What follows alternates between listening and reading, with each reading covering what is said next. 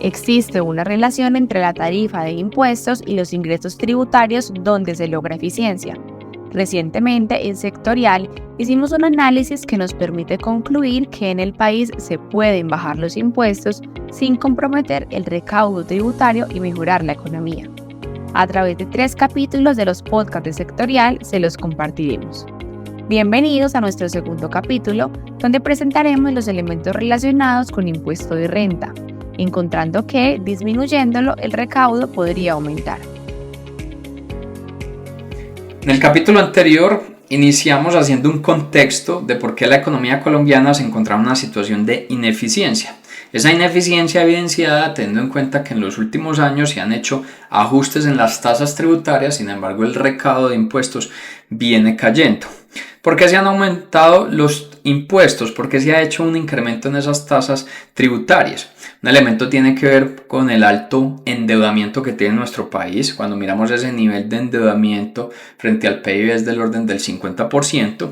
Por otro lado tienes un déficit fiscal bastante marcado. Este año será del 5,3% sobre el PIB, es decir, muy por encima de los objetivos de regla fiscal. Y existe un tercer elemento que tiene que ver con la necesidad de cada gobierno de incrementar sus gastos, que eso está asociado al presupuesto general de la nación, para poder cumplir lo que ha prometido en campaña. En el gobierno actual estamos hablando para el 2025 la búsqueda de un presupuesto general de la nación de 523 billones. No le fue aprobado por el Congreso y ha anunciado que lo va a presentar a través de decreto, más bien que lo va a decretar. En ese presupuesto hay incremento en recursos para la parte del Ministerio de Educación, para el Ministerio de Salud, para el Ministerio de Trabajo, el Ministerio de Defensa, para la Policía, para lo que tiene que ver con la rama judicial, unos aspectos de incremento para la Fiscalía, Ministerio de Justicia, Ministerio de Interior, Registraduría, para el frente de la Cancillería y para el Ministerio Público, lo que tiene que ver con la Procuraduría.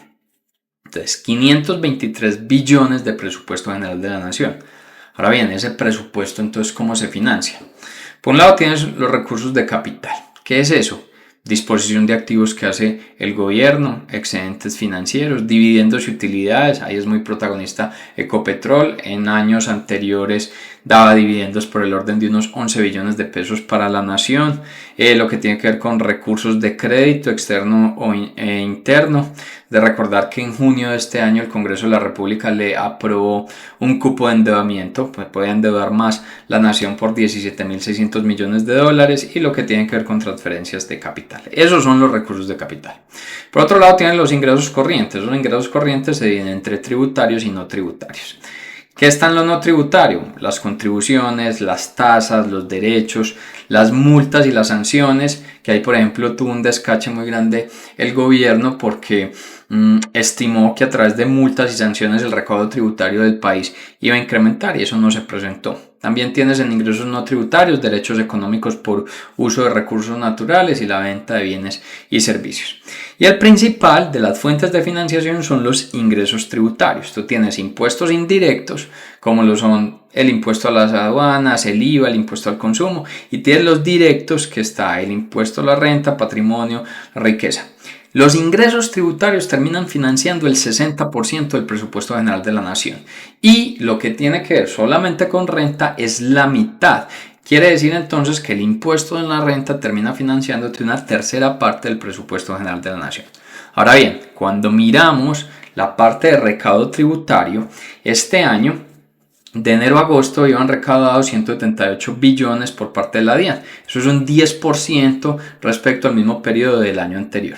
Y cuando te detienes exclusivamente en renta, que en renta está la retención en la fuente y que está cuando uno paga la cuota asociada o el pago específico de renta, ahí el recaudo de enero a agosto de este año iba en 90 billones, 89,5 billones. En el mismo periodo del año anterior iban 110,3 billones, es decir que la renta viene cayendo un 19%. Un tema que es bastante particular porque cuando miras la tasa de impuesto de renta sobre las empresas es del 35%. Es la más alta de nuestra región junto con Argentina. Argentina también tiene el 35%. Y cuando miras la tasa de impuesto de renta a las personas es el 39%. Es la segunda más alta de la región. La primera es Chile con el 40%. Entonces tienes las dos tasas de impuesto de renta más altas de la región, tanto en personas naturales como en empresas. Sin embargo, tu recaudo tributario por concepto de renta cae al 19%. En sectorial, calificamos mensualmente el desempeño de 16 macrosectores, con el cual podrás diagnosticar el riesgo de operar en un sector. Para conocer más sobre este estudio, visita www.sectorial.co. Hace poco empezamos a hacer este estudio donde nosotros desde Sectorial creemos que en el país se pueden disminuir los impuestos sin afectar los recaudos o sin afectar el nivel de gasto y pues impulsar la dinámica económica. Nos estamos apoyando en un análisis que hicieron en mayo del 2022 Juan Hernández, que es economista senior del Banco Mundial, Juan Sataella, que en su momento era asesor para el Ministerio de Hacienda, y Daniel Wills, que actualmente es el vicepresidente de estudios técnicos de Asofondos. Estos autores presentaron un paper que está publicado en el Banco Interamericano de Desarrollo y en su momento, en mayo del 2022, presentaban un análisis donde decía cómo Colombia va a hacerle frente a su deuda soberana en un periodo post-COVID. Hacían ese análisis apoyándose en la curva de Arthur Laffer, la que exponíamos en el capítulo anterior, que decíamos que si un país está en una situación de ineficiencia, así tú aumentes las tasas tributarias, el recaudo se te va a disminuir. En cambio, si está en una situación de eficiencia, el aumento de tasas tributarias va a aumentar el nivel de recaudo. Estos autores se fueron a analizar las tasas estatutarias en materia de renta, tanto personas naturales y empresas, y encontraron que se puede disminuir entre 3 y 4 puntos sin afectar los niveles de recaudo y incrementando los niveles de recaudo y poder darle pago a esa deuda soberana. Específicamente en renta, hablaban de una disminución de 4 puntos a empresas, y específicamente en la renta a personas naturales hablaban de una disminución de 3 puntos. Eso en este estudio. Por otro lado, nos ha llamado también la atención que Jairo Villabona, que es el director de impuestos de la DIAN, hace poco, en uno de los eventos que hizo el Consejo Gremial en conversaciones sobre el futuro de Colombia, él decía que los impuestos en Colombia son bastante complejos, que la tasa específica de impuesto de renta a las empresas es la más alta de la OCDE, y que encontraba que cuando se miraban las tasas efectivas pues era un poco menor.